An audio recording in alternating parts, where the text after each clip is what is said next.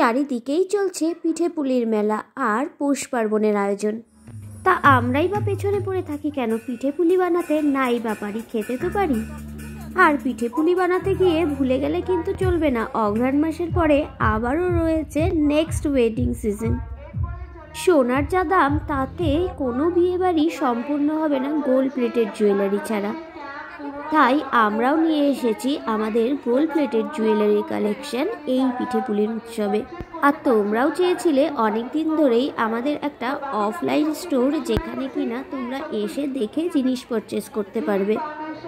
তাই আমরাও golden style নিয়ে চলে এসেছি পৌষ পার্বণের মেলায়, মানে কাঞ্চনজঙ্ঘা স্টেডিয়ামে কিন্তু আমরাও হাজির রয়েছি আমাদের গোল্ড প্লেটেড জুয়েলারি কালেকশন নিয়ে।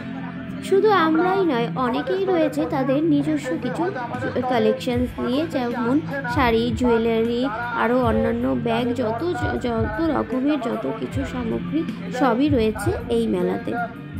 আর তার সাথে রয়েছে প্রচুর খাবারের স্টল, আর পিঠেপুলির আয়োজন তো রয়েইছে।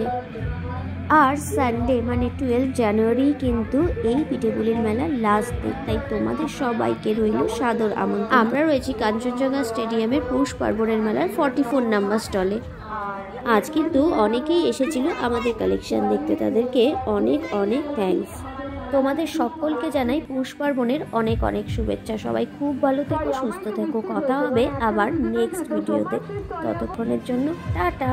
আর সানডে আমাদের মেলায় কিন্তু আসতেই হবে। টাটা। এবার চলে যাচ্ছি আমরা রঞ্জিতা দি স্টলে, মা দুর্গা ক্লোথস অ্যান্ড জুয়েলারি। দিদি, তোমার ব্র্যান্ডের ব্যাপারে একটু বলে দাও।